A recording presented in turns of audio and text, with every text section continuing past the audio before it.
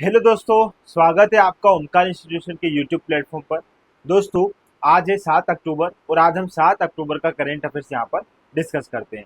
जैसा कि आप सब जानते हो दोस्तों, ये है ऑपरेशन सीरीज और इस ऑपरेशन सीरीज में हम करंट अफेयर्स के साथ साथ स्टैटिक पोर्शन भी अच्छे से देखते हैं, जिससे हमारी एग्जाम से संबंधित यदि स्टैटिक पोर्शन से भी प्रश्न बने तो हम अच्छे से वहां पर क्वेश्चन अच्छे से कर पाए। ठीक है, चलो आज का हमारा सेशन प्रारंभ करते हैं दोस्तों हमारी पहली खबर से।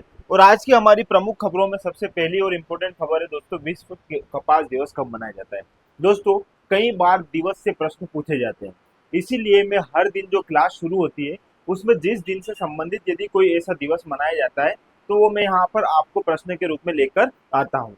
क्योंकि कई बार आपने देखा होगा दोस्तों, जो भी वन टाइम एग्जाम होती है या ऐसी एग्जाम जिसमें संबंधित ऐसे प्रश्न बनते हैं, वो प्रश्न यहाँ पर आपको देखने को मिलेंगे। तो उन क्वेश्चन को देखना क्या होता है दोस्तों, थोड़ा सा जरूरी होता है। ठीक है, चलो आज देखते हैं दोस्तों। ये प्रश्न पहला है आपका, विश्व कपास दिवस कब मनाया जाता है। तो यह मनाया जाता है दोस्तों 7 अक्टूबर को। ठीक है, 7 अक्टूबर को क्या मनाया जाता है दोस्तों, विश्व कपास दिवस। यहाँ से आपसे प्रश्न यदि बने तो आप इस बात को समझना। इसके साथ साथ दोस्तों इस दिन एक और दिवस मनाया जाता है और उस दिवस का नाम है विश्व पर्यावरण दिवस। अब विश्व पर्यावरण दिवस भी कब मनाया जाएगा दोस्तों, यह भी मनाया जाएगा 7 अक्टूबर को। ठीक है, थोड़ी सी पिक्चर समझना यहाँ पर 7 अक्टूबर की दोस्तों। कहानी सिर्फ इतनी सी है, आपको पर्यावास लिखा हुआ मिल रहा है यहाँ पर, है ना। विश्व पर्यावास दिवस तो कब मनाया जाएगा, 7 अक्टूबर। आपने एक और नाम सुना होगा दोस्तों, प्रवासी दिवस। ये प्रश्न कितनी ही एग्जाम में पूछा गया है कि भारतीय प्रवासी दिवस कब मनाया जाता है। थोड़ा सा मैं यहाँ पर आपको इन दोनों का मीनिंग भी बताऊंगा और समझाने का प्रयास करूंगा, क्योंकि यहाँ से प्रश्न बना है हर एग्जाम में। आप अगर देखोगे तो यहाँ से प्रश्न बना है कि भारतीय प्रवासी दिवस कब मनाया जाता है। तो दोस्तों, प्रवासी और पर्यावास, पर्यावास ऐसा क्षेत्र होता है जहाँ पर किसी प्रजाति विशेष जो है अपना स्थान उसको मानती है। जैसे पर्यावरण से संबंधित अगर आप जीव जंतुओं को मानो, है ना, जो भी प्राणी है उसका अपना आवास होता है। उसी उसी बात को हम क्या बोलते हैं दोस्तों, पर्यावास बोलते हैं। तो विश्व पर्यावास दिवस तो हम मनाते हैं कब, 7 अक्टूबर को। लेकिन इसी से मिलता जुलता एक और शब्द है दोस्तों, भारतीय प्रवासी दिवस। प्रवासी दिवस जो है यह मनाया जाता है दोस्तों 9 जनवरी को। ये डेट आप अटका लीजिए आपकी बुक में, क्योंकि दोस्तों ये प्रश्न बना है हमेशा से। क्योंकि यह घटना जो है हमारे भारतीय इतिहास की सबसे महत्वपूर्ण घटनाओं में से एक है। 9 जनवरी 1915 की, 1915, ये देखो 1915 में 9 जनवरी 1915 को महात्मा गांधी अफ्रीका से कहाँ आए थे, भारत लौटे थे। तो इसीलिए हम जो है हमारे देश में प्रतिवर्ष 9 जनवरी को भारतीय प्रवासी दिवस के रूप में मनाते हैं। थोड़ी सी कहानी समझना, प्रवासी क्या होता है। प्रवासी दोस्तों ऐसा व्यक्ति जो अपना मूल देश है उस मूल देश को छोड़कर किसी अन्य देश में रहने गया है या जा रहा है, तो ऐसे व्यक्ति को हम प्रवासी बोलते हैं। तो गांधी जी भी भारत से गए थे दोस्तों अफ्रीका, लेकिन फिर अफ्रीका से वो वापस आते हैं, तो फिर उस दिन हम भारतीय प्रवासी दिवस के रूप में इस बात को ध्यान में रखकर इस दिवस को मनाते हैं। ठीक है, दोनों आई होप आपको बात समझ में आई होगी। पर्यावास क्या होता है, ऐसा आवास जहाँ पर प्राणी जगत जो है अपना निवास करते हैं, ऐसा स्थान जहाँ पर वो अपना जीवन जो है जीते हैं अपने एक विशेष क्षेत्र में। तो ऐसा क्षेत्र पर्यावास कहलाता है। और प्रवासी मतलब दोस्तों जो व्यक्ति अपना मूल देश है उसको छोड़कर किसी अन्य देश में रहने जा रहा है या रहने का प्रयास कर रहा है, तो ऐसा व्यक्ति प्रवासी कहलाता है। तो प्रतिवर्ष हमारे यहाँ पर 9 जनवरी को जो है क्या मनाते हैं दोस्तों, भारतीय प्रवासी दिवस। कहानी आपको आई होप समझ में आई होगी। अब आते हैं हमारे प्रश्नों की ओर। ठीक है, अब हमारे प्रश्नों की ओर बढ़ते हैं दोस्तों। और पहला प्रश्न अगर देखोगे आप यहाँ पर, तो भारतीय वायुसेना 6 अक्टूबर 2024 को अपनी कौन सी वर्षगांठ मनाई। किसने दोस्तों, भारतीय वायुसेना ने। भारतीय वायुसेना ने 6 अक्टूबर 2024 को अपनी कौन सी वर्षगांठ मनाई। तो दोस्तों भारतीय वायुसेना ने 92 क्रमांक की अपनी जो है क्या मनाई है, यहाँ पर वर्षगांठ मनाई है। 1932 में इसकी स्थापना हुई। पूरी डिटेल्स देखते हैं वायुसेना की। वायुसेना से संबंधित जो भी प्रश्न बन सकते हैं वो हम यहाँ पर डिस्कस करेंगे। इसके साथ साथ दोस्तों आप वायुसेना से संबंधित जो जानकारी, आपको एक बेसिक जानकारी होनी चाहिए, उसके बारे में हम देखते हैं। चलो कहानी शुरू करते हैं हमारी वायुसेना से संबंधित। देखो ये है हमारा वायुसेना जो है अपना क्या दिखा रही है, परचम दिखा रही है। देखो अब बात करते हैं दोस्तों भारतीय वायुसेना की स्थापना की। तो 1932 में इसकी स्थापना हुई थी 8 अक्टूबर के दिन। ठीक है, तो भारतीय वायुसेना की स्थापना कब हुई थी दोस्तों? 8 अक्टूबर 1932 के दिन। इंपॉर्टेंट है। अब एयर मार्शल सुब्रतो मुखर्जी या एस मुखर्जी, जिसे हम कई बार एस मुखर्जी के नाम से भी जानते हैं, इन्होंने भारतीय वायुसेना के पहले प्रमुख का पदभार संभाला था। कौन थे दोस्तों हमारे पहले प्रमुख वायुसेना के? एस मुखर्जी, सुब्रतो मुखर्जी। ठीक है, ये बिंदु भी आप यहाँ पर याद रख लीजिएगा। अभी जो है बात करते हैं, चेन्नई के मरीना बीच पर एक शानदार एयर शो का आयोजन किया गया। यह जो है 92 क्रमांक का जो हमारा ये एयर शो हुआ जो है, ये वाला जो है 92 क्रमांक का, ये कहाँ पर हुआ है? चेन्नई की मरीना बीच पर। ठीक है, मरीना बीच आप जानते हो दोस्तों, चेन्नई में स्थित और भारत तथा विश्व के प्रमुख बीचों में से एक मानी जाती है ना, ये है आपकी चेन्नई। ठीक है, ये चेन्नई के मरीना बीच पर एक शानदार एयर शो का आयोजन किया गया था। ठीक है, इस कार्यक्रम के मुख्य अतिथि तमिलनाडु के माननीय मुख्यमंत्री श्री M.K. स्टालिन थे। आपको केवल ये याद रखना है दोस्तों कि तमिलनाडु के सीएम कौन है। तमिलनाडु के सीएम, आप यहाँ पर ये बात याद रखना, कौन है? M.K. स्टालिन, और ये यहाँ के प्रमुख अतिथि थे। इसके साथ साथ और भी एयर से संबंधित, वायुसेना से संबंधित बड़े बड़े जो अधिकारी थे वो यहाँ पर उपस्थित थे। ठीक है, वायुसेना प्रमुख कौन है दोस्तों वर्तमान में? Air chief marshal AP Singh. कौन है अभी वर्तमान में? AP सिंह। पहले कौन थे? सुब्रतो मुखर्जी। फिर बात करते हैं इस वर्ष की थीम क्या है दोस्तों 2024 की? सशक्त, सक्षम और आत्मनिर्भर। ये है थीम वायुसेना की, ये बात भी आप यहाँ पर याद रखना। इसका आदर्श वाक्य क्या है दोस्तों? गौरव के साथ आकाश को छुओ। वायुसेना का आदर्श वाक्य क्या है यहाँ पर?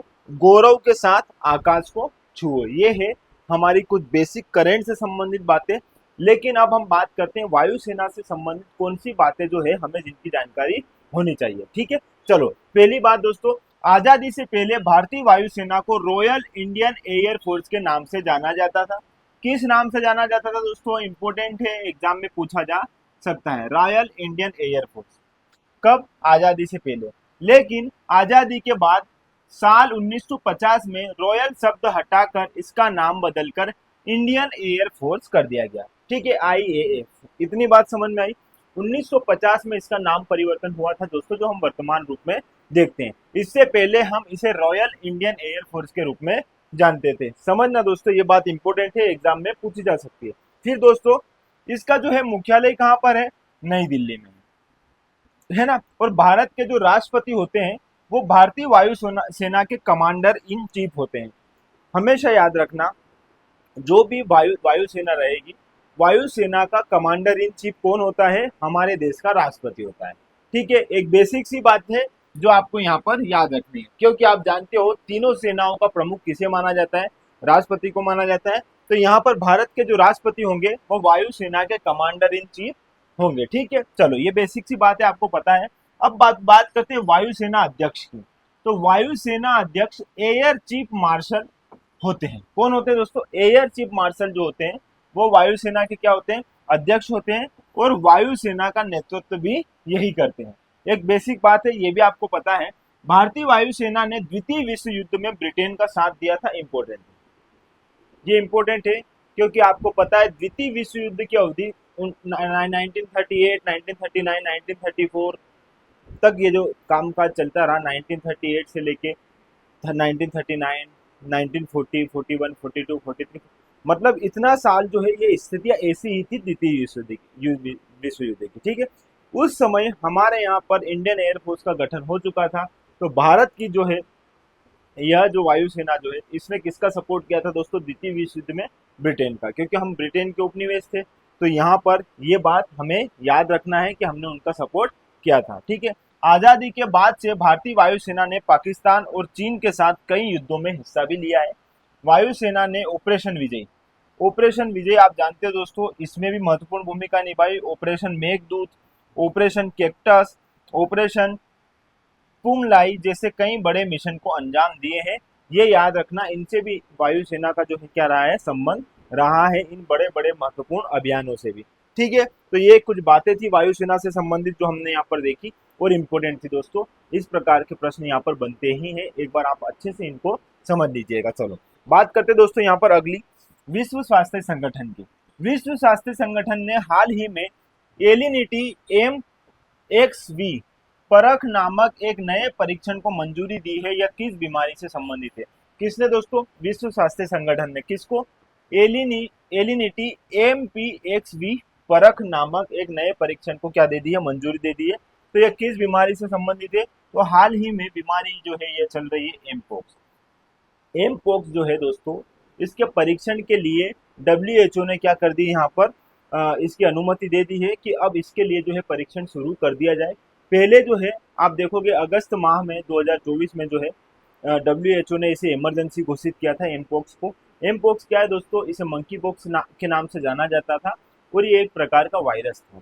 इस वायरस से क्या है, यदि कोई संक्रमित व्यक्ति या कोई संक्रमित जानवर जो है यदि किसी व्यक्ति के कांटेक्ट में आएगा तो वह व्यक्ति भी उससे क्या हो जाएगा? ग्रसित हो जाएगा। और आप जानते हो दोस्तों, जानवर जो है वो पूरे हर जगह नहीं घूम सकता, लेकिन इंसान एक जो है एक स्थान से दूसरे स्थान तक घंटों में ऐसे जा सकता है, आ सकता है, एक देश से दूसरे देश पहुंच सकता है। तो ऐसे में ये बीमारी और ज्यादा बड़ा रूप ले सकती थी। इसलिए विश्व स्वास्थ्य संगठन द्वारा इसे इमरजेंसी घोषित किया गया और ज़्यादा से ज़्यादा जानवरों से दूरियां बढ़ाई जाए जो जानवर संक्रमित होते हैं उनसे। तो इससे क्या किया जाएगा? इस बीमारी को एक हद तक रोक दिया जा सकता है। और हाल ही में WHO ने दोस्तों इसके लिए एक परीक्षण की जो अनुमति दे दी है, ताकि कुछ टेस्ट ऐसे जो है सामने आए, परीक्षण किया जाए जिनसे क्या क्या किया जाए, इसका नियंत्रण अच्छे से किया जा सके। ठीक है, तो यहाँ पर एमपोक्स याद रखना। थोड़ा सा इसके बारे में और समझ लेते हैं दोस्तों। एलिनिटी MPXV परीक्षण एक विशिष्ट प्रकार का वास्तविक समय PCR परीक्षण है जो त्वचा के घावों जैसे चकत्ते या छालों में वायरस के DNA की तलाश करता है। आप जानते हो दोस्तों, ये एक प्रकार का वायरस है मंकी पॉक्स, और यह जो है हाथों में ऐसे फफोले और ऐसे दाने बन जाते हैं इस बीमारी में। ठीक है, तो यहाँ पर इस परीक्षण में क्या किया जाएगा? उन्हीं दानों को थोड़ा उनकी त्वचा से निकाला जाएगा, फिर उनको चेक किया जाएगा, उनका DNA जो है इस वायरस से मैच करता है कि नहीं। तो ये सारी बातें इस प्रकार से हमें पता चलेगी कि यह व्यक्ति इस बीमारी से संक्रमित है या नहीं। ठीक है, तो इसके लिए WHO ने हाल ही में अनुमति दे दी है। फिर बात करते हैं दोस्तों, अगस्त 2024 में WHO ने एमपोक्स के मामले में वृद्धि को विशेष रूप से अफ्रीका में, सबसे पहले हमने केस कहाँ देखा? अफ्रीका के कांगो शहर में अंतरराष्ट्रीय चिंता का सार्वजनिक स्वास्थ्य आपातकाल घोषित किया था। आप जानते हो अगस्त 2024 में। भारत में भी अब तक 30 मामले ऐसे सामने आ चुके हैं। तो यहाँ पर यह एक चिंता का विषय है, इसलिए WHO ने इस परीक्षण को अनुमति दी है। ठीक है, चलो बात करते हैं आगे हमारे अगले प्रश्न की। कोप16 दोस्तों, जैव विविधता सम्मेलन का आयोजन कब से कब तक किया जाएगा? दोस्तों 21 अक्टूबर से लेके 1 नवंबर 2024 तक जो है कोप16 का आयोजन किया जाएगा। कोप16 है क्या दोस्तों? यह जैव विविधता पर विश्व के बड़े बड़े देशों का एक क्या है? मंच है, संगठन है, जिससे क्या किया जाएगा? जैव विविधता की बढ़ती हुई जो है परेशानियां हैं, उनके समाधान हैं, उनके लिए किस प्रकार से कार्य किया जाए, इन सब के लिए प्लानिंग की जाती है, इन सब पर कार्य किया जाता है। किस प्रकार हम पोल्यूशन को कंट्रोल करें, किस प्रकार जो है हम पर्यावरण को सुरक्षा दें, इन सारी बातों का विशेष रूप से ध्यान दिया जाता है, ताकि जलवायु परिवर्तन जो हो रहा है इस पर क्या किया जाए? नियंत्रण किया जाए, इसे थोड़ा कंट्रोल में लाया जा सके। ठीक है, तो यहाँ पर 21 अक्टूबर से लेके 1 नवंबर 2024 तक इसका जो आयोजन किया जाएगा। देखो प्रारंभ कब, ये जो है थोड़ा सा क्वेश्चन क्या है, ऊपर नीचे हो गया दोस्तों, इसको समझते हैं। चलो आगे बात करते हैं मालाबार नौसेना की। मालाबार नौसेना अभ्यास 2024 में कितने देश भाग लेते हैं? अब आप देखना दोस्तों, मालाबार नौसेना अभ्यास जो है 2024 में आयोजित किया जा रहा है, और यहाँ आप देखोगे दोस्तों इसमें 4 देश शामिल होंगे। कितने? 4 देश शामिल होते हैं। इंपॉर्टेंट है, एक नौसेना का अभ्यास है ये, और इसकी पूरी डिटेल में आपको यहाँ पर दे रहा हूँ। ठीक है, चलो देखना दोस्तों, समझना। ये है मालाबार सैन्य अभ्यास, जिसका प्रारंभ हुआ था 1992 में। 1992 में भारत और USA के मध्य में इसका प्रारंभ हुआ था। प्रारंभ में इसमें कितने देश थे? दो देश थे। कौन से? USA और भारत। अभी वर्तमान में कितने दोस्तों? 4 है। और आयोजन स्थल जो अभी जो है, इसका आयोजन स्थल कहाँ पर होगा? अभी जो है मालाबार सैन्य अभ्यास जो है यह आंध्र प्रदेश के विशाखापट्टनम में आयोजित किया जाएगा, और इसकी तिथि है 8 अक्टूबर से 18 अक्टूबर तक। मतलब कल से इसका प्रारंभ किया जाएगा। कहाँ पर किया जाएगा? आंध्र प्रदेश के विशाखापट्टनम में। ठीक है दोस्तों, यह क्रम कौन सा है? तो यह क्रम है दोस्तों 28 क्रमांक का। ठीक है, इस नौसेना अभ्यास में 4 देश भाग लेते हैं, जिसमें भारत, ऑस्ट्रेलिया, जापान और अमेरिका शामिल हैं। ठीक है, और वर्ष 2007 में जापान और ऑस्ट्रेलिया ने इसमें भाग लिया था। दोस्तों प्रश्न बनता है मालाबार सैन्य अभ्यास से, तो आपको केवल देखो एक दो बार जो एग्जाम में पूछे भी गए हैं वो किस प्रकार से प्रश्न पूछे गए हैं कि मालाबार सैन्य अभ्यास में निम्नलिखित में से कौन से देश शामिल होते हैं। तो आपको ये चार देश ना यहाँ पर याद रखने हैं, भारत, ऑस्ट्रेलिया, जापान और अमेरिका। ऐसा नहीं है दोस्तों चार ही ऑप्शन देगा, चारों के नाम देगा। वो ये भी पूछ सकता है कि निम्नलिखित में से मालाबार सैन्य अभ्यास में से कौन से दो देश शामिल है, Bharat, Australia, Bharat, Japan, Bharat, America. तो वहां ऑप्शन देखकर आप सही आंसर तक पहुंच जाओगे। आपको केवल चारों देशों के नाम यहाँ पर याद रखना है। और हाल ही में इसका आयोजन 28वें क्रमांक का जो मालाबार सैन्य अभ्यास है, इसका आयोजन विशाखापट्टनम में होगा। विशाखापट्टनम कहाँ पर है दोस्तों? आंध्र प्रदेश में, ये आप जानते हो। ठीक है, इस तटीय क्षेत्र में इस नौसैनिक अभ्यास का जो है प्रारंभ किया जाएगा। कब से? 8 अक्टूबर से। ठीक है, पूरी कहानी आई होप आपको यहाँ पर समझ में आई होगी।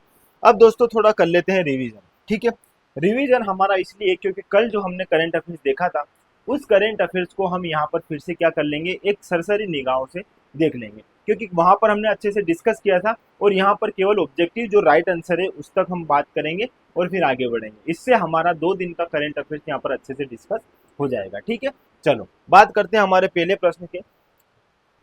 पहला प्रश्न क्या है दोस्तों हमारा यहाँ पर? हाल ही में चर्चा का विषय रहा चागोस द्वीप। कौन सा द्वीप दोस्तों?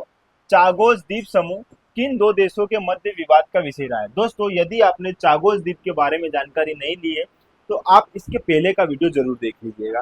कल जो है मैंने चागोस द्वीप के बारे में फुल वीडियो जो है बताया है। हमारी क्लास का जो पहला प्रश्न यही था और इसको मैंने बहुत अच्छे से डिटेल से आपको समझाया है। हर बारीकी आपको वहां पर समझ में आ जाएगी, आप एक बार जरूर देखिएगा। तो यह जो है मॉरिशस और ब्रिटेन और मॉरिशस के बीच में एक विवाद का विषय रहा था, जिसको हमने अच्छे से देख लिया था। अभी मैं डिस्कस करूंगा तो इसमें बहुत टाइम हो जाएगा, क्योंकि कल भी हमने इसको अच्छे से डिस्कस कर लिया था। हाल ही में आयोजित ईरानी ट्रॉफी की विजेता कौन सी टीम रही है? तो यहाँ पर मुंबई जो है विजेता रही है, शेष भारत को पराजित करके। ठीक है, इस पर भी हमने चर्चा की है। ईरानी ट्रॉफी जो है क्रिकेट से संबंधित है। बात करते हैं दोस्तों एशियन डेवलपमेंट बैंक की। इसने किस राज्य को सतत और समावेशी पर्यटन विकास परियोजना का समर्थन करने के लिए 162 मिलियन डॉलर का ऋण स्वीकृत किया है? तो यहाँ पर किसको दोस्तों? हिमाचल प्रदेश को। हिमाचल प्रदेश में सतत और समावेशी पर्यटन का विकास हो, इस बात को ध्यान में रखकर एडीबी द्वारा जो है हिमाचल प्रदेश को क्या दिया गया दोस्तों? ऋण प्रदान किया गया है। इंपॉर्टेंट है, ये बात आप यहाँ पर याद रख लीजिएगा। भारत ने कौन से देश के साथ सीमा पर बिजली व्यापार को सुविधाजनक बनाने के लिए समझौता ज्ञापन पर हस्ताक्षर किए? तो भारत, बांग्लादेश और नेपाल, इन तीनों ने सीमा पार बिजली का जो है आदान प्रदान हो, व्यापार हो, इस बात को ध्यान में रखकर एक त्रिपक्षीय समझौते पर हस्ताक्षर किया है, जो इम्पोर्टेंट है। तो यहाँ पर इसकी पूरी डिटेल जो है मैंने आपको कल बता दी थी। एक बार आप अगर नहीं देखा है वीडियो तो जरूर देख लीजिएगा। ठीक है, चलो। भारतीय रिजर्व बैंक ने 1 अक्टूबर 2024 को किसे अपना कार्यकारी निदेशक नियुक्त किया है दोस्तों? तो यहाँ पर अविरल जैन जी जो है, इनको जो है आरबीआई ने अपना ईडी नियुक्त किया है। ईडी के कार्य क्या है, ये सारी बातें हमने देखी थी। आरबीआई के बारे में भी सारे तथ्य हमने वहां पर अच्छे से कंप्लीट कर लिए थे। तो इस प्रकार दोस्तों ये आज का हमारे सेशन के प्रमुख बिंदु है। और अगला प्रश्न है दोस्तों हमारा, हाल ही में डाक विभाग के साथ किसने डिलीवरी सेवाओं को बेहतर बनाने के लिए एक समझौता ज्ञापन पर हस्ताक्षर किया? आप जानते हो दोस्तों डाक विभाग के तार हमारे देश में सारी जगह फैले हुए हैं। तार से मतलब ये है दोस्तों कि हर जगह उनकी पहुंच है। डाक विभाग की पहुंच पूरे देश भर में बहुत अच्छे से है। और विश्व की सबसे अच्छी कंपनी में से एक ई कॉमर्स कंपनी जिसका नाम है अमेजोन। तो हाल ही में अमेजोन ने समझौता किया है किसके साथ? डाक विभाग के साथ, जिससे वो अपने प्रोडक्ट को देश के हर कोने तक आसानी से पहुंचा सके। तो ये कुछ बातें हैं जो आपको यहाँ पर याद रखनी है। और ये है अमेजोन। ठीक है, इसका राइट आंसर अमेजोन है दोस्तों। तो अमेजोन ने डाक विभाग के साथ समझौता किया है, जिससे अपने प्रोडक्ट को वो देश के हर कोने में आसानी से पहुंचा सके। तो इस प्रकार दोस्तों आज के हमारे इस सेशन के सारे क्वेश्चन यहाँ पर कंप्लीट हो जाते हैं।